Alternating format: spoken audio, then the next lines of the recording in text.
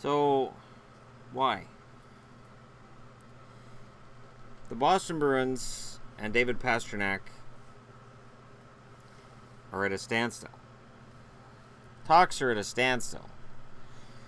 Don got an email today saying that Pasternak's agent was traveling and they'll connect on Friday, so that's some progress. This was recorded yesterday.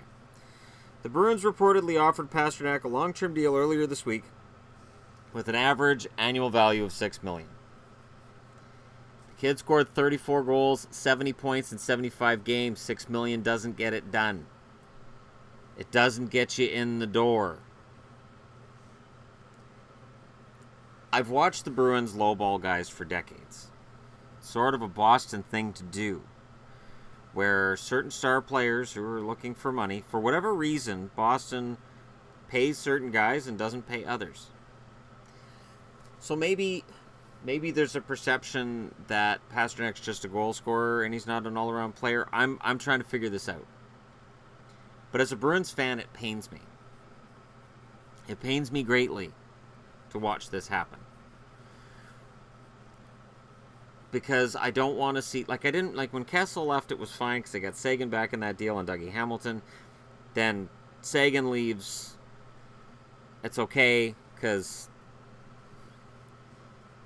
I guess because he had an attitude problem. He got that fixed pretty quick in Dallas, didn't he? And he'd look really nice in Bruins jersey right now because the Bruins desperately need a first-line center to replace Bergeron when he's done. Krejci's getting old, too. The amount of flexibility they'd have in their lineup right now if they had Tyler Seguin is scary.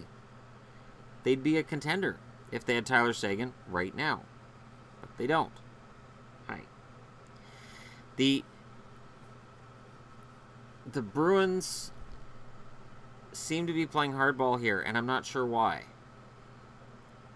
They gave Backes a lot of money. I like David Backes, don't get me wrong. But I think they gave him 1 year too much.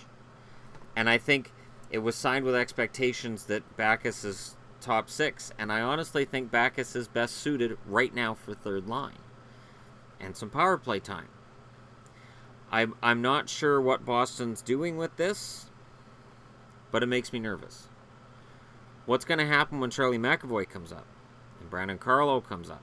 Well, if they don't trade Carlo first. Every time I hear a rumor about the Bruins, especially the Duchesne one, is, well, Matt Duchesne goes to Boston for Brandon Carlo in a first. And my answer is no. I like Carlo a lot. No. And Duchesne at that cap hit, the Bruins would have to shed some salary somewhere, and I'm not sure who they can trade without having to dump the guy. So they'd actually be losing more than just Carlo and a draft pick. And at a first-round draft pick in a year where you may or may not make the playoffs, is Matt Duchesne the guy you want to be adding in order to make the playoffs? I don't know, and I don't think anybody else does either. That's kind of a dangerous proposition right there. Boston's one of those middling teams. They're not quite contender. They're not really rebuild. They could be headed that way. There's a number of guys in their late 20s, early 30s on the roster, so that decline could really get ugly. And there's a lot of prospects, and I'm excited about a few of them, but until they play in the NHL, you don't know what you have. This is what I've been telling subscribers to this channel for months, for about a year now, actually, that prospects are strange in that, you know, 4 guys can put up the exact same stats in the Ontario League, Western League, Quebec League. Until they play in the NHL, you don't know which one's going to make it. You can make an educated guess and say this guy's too small, this guy's too slow, this guy doesn't have the toughness to handle it at the NHL level. But until they play in the NHL, you just don't know. When Cody Hodgson was drafted, everybody, including me, felt this was the future captain of the Vancouver Canucks, and he was going to be great. Sure, he had a bit of a mobility issue, but that'll be just fine.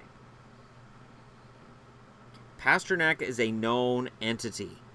We know what we have. A guy who scored 34 goals. He's young, and he's coming out of an entry-level contract. He's only going to get better. There's no other Bruin who could win a Maurice Richard trophy in his career. And Pastrnak could. He's that damn good. I wasn't surprised with Pasternak's season this year. There's a lot of people that consider him to have had a breakout season. But for me, his sophomore year where he had 15 goals in about 50 games. I saw what everybody else saw this past season. The kid's dynamite. So when I talked about breakout stars for 16, 17, people were like, why isn't Pastrnak in there? Because he's already good. There's no breakout needed. Any Bruins fan that watches him knows he's a big part of the Bruins' future. So what are they doing? $6 million? That's not going to do it. It's going to take probably 8.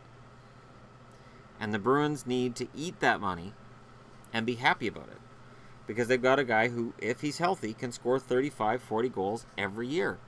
Those players don't grow on trees. If you go back to the 80s, this is the equivalent of a 55, 60 goal scorer. So I'm not sure what they're playing hardball for. I'm not sure why this deal isn't done. And I know Canucks fans are going to say, where's the Bo Horvat one? It seems to me like there's more discussions going on between Horvat and the Canucks. And I have a feeling that the price for Horvat isn't going to be as high. He hasn't scored 30 goals in a season. He hasn't scored 70 points.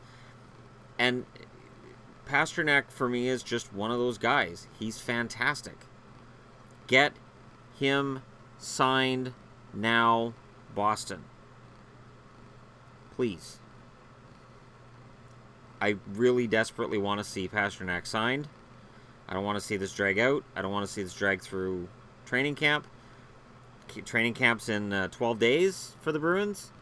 Get it done in the next 12 days. Please.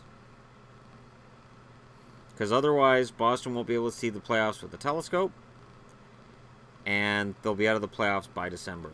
Because there just isn't enough goal scoring on this team. Even with Pastrnak, it's dicey about whether or not they make the playoffs with a healthy Pastrnak the whole season. Without Pastrnak, they're dead in the water. There's nowhere else for them to go other than down. So get it done, Cam Neely. Get it done, Don Sweeney. And set him up as a guy you're going to have in your lineup for the next 8 years. Because he's that good.